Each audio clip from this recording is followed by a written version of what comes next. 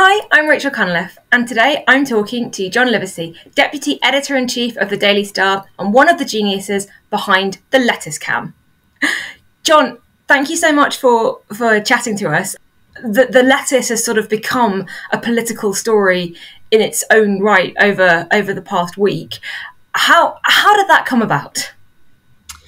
Well, it came from a throwaway line, I suppose, in an Economist article. One of the other deputies was reading that article and just mentioned it to our editor-in-chief, John Clark.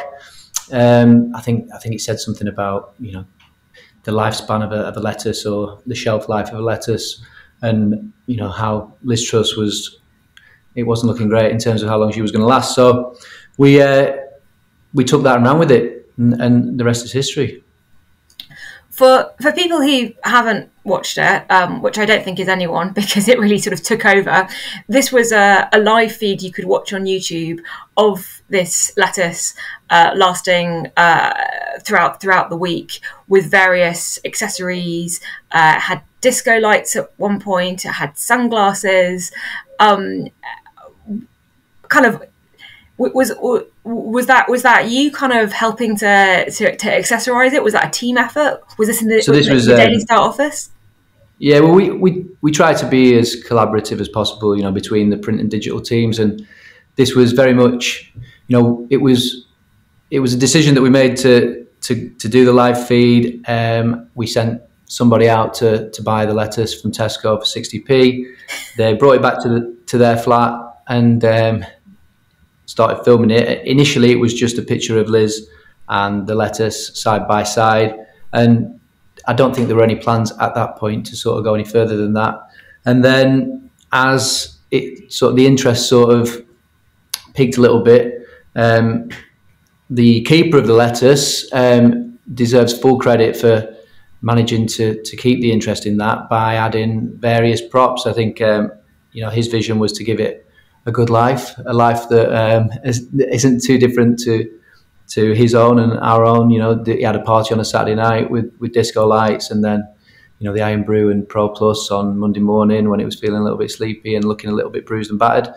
So yeah, and do you know what? It just, I think every time he added something, we saw a little bit of a spike in people watching it. People were talking about it. I think it reached a point where people wanted to know what his next move was. So we didn't give him any ideas around that. It was all him. So he deserves full credit for every prop that you saw. And you talked about sort of a spike in interest in people watching it at various points. Do you know how many people were watching the live feed? Yeah. Yesterday, just after the announcement, the resignation, there was, I think there were between 25,000 and 30,000 people watching it at one point, which was, I think, with the peak. I think across its lifespan, the live stream's lifespan, I think we're somewhere around 2 million views. The number of hours that people have spent on it is ridiculous. The dwell time on it was really, really, really high compared to the average. People were literally sitting and watching this for a good few minutes. That's incredible. Why do you think it resonated so much with people? I think, obviously, sometimes the best jokes are simple, and this is one that my 5-year-old and his friends find funny, but at the same time, academics, intellectuals, journalists, whoever, also find it funny. So it's one that transcends many things, and it's just really cut through. I knew it cut through when people who I know were sending me WhatsApp messages about it, asking me about it, people who you would never think in a million years had any interest in politics or what was going on. So I think the other thing to mention is that there are a lot of bad things happening at the moment, aren't there? People are worried about the cost of living, obviously, and other things. And this is just light relief. And I think people want a bit of fun. People want to laugh now more than ever. And this is something that's, it's the British sense of humour as well, isn't it? Where we can turn something that's bad into something funny. And yeah, I think that's played a part as well.